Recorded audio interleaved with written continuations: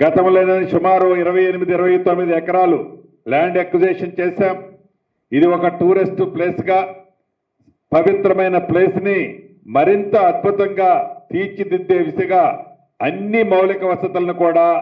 ఏర్పాటు చేసి ఒక్క జాతర టైంలోనే కాకుండా ఈ వనదేవతల దగ్గరికి భక్తులు భవిష్యత్తులో వేలాది మంది ప్రతిరోజు వస్తారు కాబట్టి వారి సౌకర్యార్థం అన్ని మౌలిక వసతులు కూడా ఏర్పాటు చేయాలని కూడా గౌరవ ముఖ్యమంత్రి గారు సూచించారు. ఈ 29 ఎకరాలే కాకుండా భవిష్యత్తులో ఇంకా ఎక్కడైనా ఏదైనా అవసరం ఉంటే కూడా తప్పకుండా ఇక్కడున్న రైతన్నలకి కూడా ఇబ్బంది కలగకుండా వారి దగ్గర యాజ్ పర్ సిస్టంలోనే అక్కడ కూడా అవసరమైన ల్యాండ్ని కూడా ఎక్వైర్ చేద్దామని కూడా నిర్ణయం చేసుకోవటం జరిగింది. ఏది ఏమైనా ఈ గోదావరి పరివాహక ప్రాంతంలో ఉన్న ఈ మేడారం కానివ్వండి, ఈ రాష్ట్రం స్టార్ట్ అయ్యే గోదావరి పరివాహక ప్రాంతం నుంచి చివరన ఉన్న బాసర నుంచి భద్రాచలం వరకు ఈ గోదావరి పరివాహక ప్రాంతంలో ఉన్న టెంపుల్స్ అన్నిటినీ కూడా అభివృద్ధి చేయాలన్నది ఈ ప్రభుత్వం యొక్క ఆలోచన. గౌరవ ముఖ్యమంత్రి గారి ఆలోచనలకు అనుగుణంగా భవిష్యత్తులో రాబోయే కొద్ది నెలల్లో దానికి సంబంధించిన ప్రణాళికను కూడా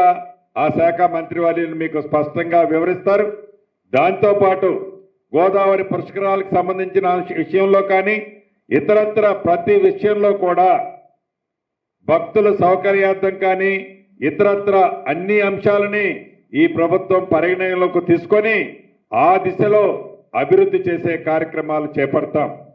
చివరగా మీకు చెప్పదలుచుకున్నది ఒకటే, గతంలో లాగా మేడారం జాతర అంటే 2 సంవత్సరాలకు ఒకసారి వచ్చే జాతర. ఆ జాతరకి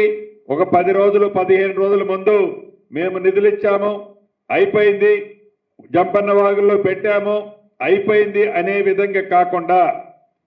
ఇప్పుడు చేసే ప్రతి పని, ఈ ప్రభుత్వం వచ్చిన తర్వాత చేసిన ప్రతి పని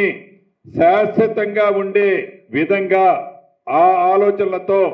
మాస్టర్ ప్లాన్తో పాటు భవిష్యత్తును దృష్టిలో పెట్టుకొని మౌలిక వసతులను చేసే దాంతో పాటు అభివృద్ధిని చేసేదా పాటు ఈ రాతి కట్టడాలను పూర్తి చేసిన కార్యక్రమంతో పాటు దీన్ని ప్రత్యేక శ్రద్ధతో పూర్తి చేస్తున్నాం, పూర్తి చేయబోతున్నాం. రాబోయే ఈ మంత్ ఎండింగ్ లోపు కూడా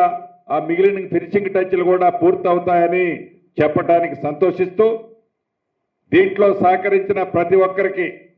అది అధికారులు కానివ్వండి, ప్రజాప్రతినిధులు కానివ్వండి, మీడియా మిత్రులు కానివ్వండి, ఏదైతే ఉద్దేశపూర్వకంగానో ఇతరత్రనో మాట్లాడిన వ్యక్తులకు కానివ్వండి, మనస్ఫూర్తిగా మాట్లాడిన వారిని వారి విజ్ఞతకే వదిలేస్తూ సహకరించిన ప్రతి ఒక్కరికి మనస్ఫూర్తిగా రాష్ట్ర ప్రభుత్వ పక్షాన నేను ఈ జిల్లా ఇన్ఛార్జి మంత్రిగా మనస్ఫూర్తిగా ప్రతి ఒక్కరికి అభినందనలు, కృతజ్ఞతలు తెలియజేసుకుంటూ ఇప్పుడు గౌరవ స్థానిక శాసనసభ్యురాలు సహచర మంత్రివర్యురాలు సీతక్క గారిని మాట్లాడవలసిందిగా కోరుతున్నా.